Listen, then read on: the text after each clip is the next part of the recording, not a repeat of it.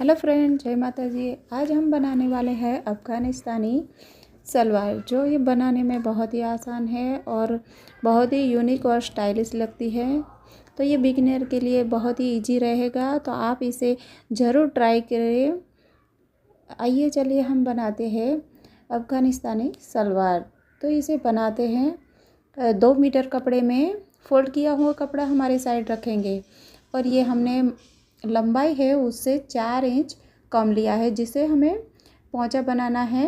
और ऊपर में हमने 2 इंच एक्स्ट्रा लिया है, जहाँ फोल्ड करके हम इलास्टिक लगाएंगे। तो इसको हम सीधा करते हैं और यहाँ पर हमें निशान लगाते हुए देखो, इस तरीके से हमने जितना कमर का नाप है उससे 4 इंच एक्स्ट्रा ले लिया है। 4 इंच एक्स्ट्रा लेने के बाद इस लाइन को हम सीधा कर लेंगे। फिर वहाँ से हमें 14 इंच पर निशान लगाना है और 14 इंच के बाद हमें इस निशान को भी सीधा कर लेंगे।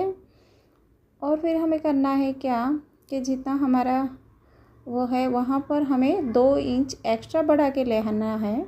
वहाँ हमें इस तरीके से इसे निशान को गोलाई दे देंगे। गोलाई देने के बाद हमें पोंचे का निशान लेना है। ये हमारा 5.5 इंच का है और 1 इंच हमने एक्स्ट्रा बढ़ा के लिया है, उसको हमने डबल कर दिया है क्योंकि हमें नीचे चुन्नट डालना है। और ये हमारा जो गेदर बनेगा उसी से ही तो हमारा अफ़गानिस्तानी सलवार का लुक आएगा। तो इसीलिए हमने ये डबल करके लिया है और इस लाइन को इस लाइन से मिलाते हुए सीधा कर लिया है। अब हमें ये जो हमने एक्स्ट्रा 1 इंच लिया था वहाँ से तिरछा हमें लेना है आधा इंच, ताकि हमारी जो सलवार है वो लटके नहीं, कहीं से घुटी की तरफ से लटकती रहती है, वैसा नहीं होगा और ये प्रॉपर बनकर तैयारी होगी। इसीलिए हमने यहाँ से 1 इंच एक्स्ट्रा लिया था, उसमें से आधा करके क्रॉस में हमने लगा दिया है। अब हम इसको कटिंग कर लेंगे। कटिंग करने के बाद हमें बनाना है म्यानी वाली। जो हमारी कस्टमर है उसने बोला है, क्लाइंट ने बोला है कि इसको आप म्यानी वाला बनाइए। तो इसीलिए हमने ये 4 डबल कपड़ा ले लिया है। डबल कपड़ा लेने के बाद हमें यहाँ पे 4 इंच पे निशान लगा देना है और ऊपर से आप 5, 5.5 या 8 इंच तक भी ले सकते हो। तो मैंने इस तरीके से ये म्यानी बना के रेडी कर लिया है, कट कर लिया है। और फिर हमें नीचे के पोंचे के लिए भी तो कपड़ा चाहिए, तो ये हमने इस तरीके से डबल फोल्ड में ले लिया है। 5 इंच का रखेंगे इसको, क्योंकि आधा आधा इंच सिलाई में भी तो जाएगा। तो ये हमने इस तरीके से लिया है, डबल फोल्ड में इस तरीके से आएगा। ये हमारा जो सलवार का है उसमें इस तरीके से चुन्नट लगा के नीचे के साइड आएगा। तो इस तरीके से हमारा ये पूरा कटिंग हो गया है। आइए चलिए हम अभी मशीन पे चलते हैं और सिलाई करना देखते हैं। तो इस तरीके से हमने इस पार्ट को सीधा रखना है और म्यानी को उल्टा रखना है। तो ये देखो, बड़ा वाला भाग नीचे रखा है और इस तरीके से शंकु आकार में रख क्या है ट्रायंगल, और फिर सिलाई लगा दिया है। तो इसी तरीके से हमें दूसरा कपड़ा इसके ऊपर डाल देना है और इस तरीके से मिलाकर सीधी सिलाई लगा देना है। तो ये हमारी दोनों तरफ से सिलाइयाँ लग चुकी हैं, आप देख सकते हो। अब हमें क्या करना है, इस पार्ट को इस तरीके से करेंगे और हमें यहाँ से मिला के इस तरीके से सिलाई लगा देना है। दूसरे पार्ट को भी इसी तरीके से जैसा हमने पहले किया था। तो ये दोनों पार्ट हमारे बनकर रेडी हो चुके हैं, आप देख सकते हो। आमने सामने इस तरीके से आएंगे।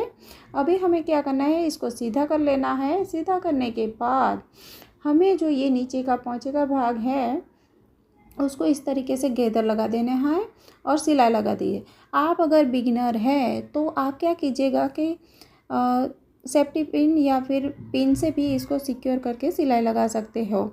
उसके बाद हमें क्या करना है कि ये पट्टा लगा देंगे और उसके ऊपर भी सिलाई लगा देंगे। इस तरीके से नहीं करना चाहते हैं, आप लेस लगाना चाहते हैं या फिर उसमें ये समोसा लेस वाला आता है वो लगाना चाहते हो या फिर गोटा पट्टी, तो आपकी मर्ज़ी है। तो मैंने तो इस तरीके से समोसा लेस आती है वही लगाया है। तो देखिए, ये सिलाई के ऊपर ही मैंने लेस रखा है और उसके ऊपर ये मोड़ते हुए कपड़े को रख कर फोल्ड कर कर हमने पूरे में इस तरीके से सिलाई लगा देना है। आप चाहो तो नीचे की साइड भी इस तरीके से कर सकते हो, लेकिन मैंने ऊपर की साइड ये किया है और नीचे की साइड खाली सिलाई लगाया है। आप इसको अच्छा लुक देना चाहते हो तो नीचे से भी कर सकते हो।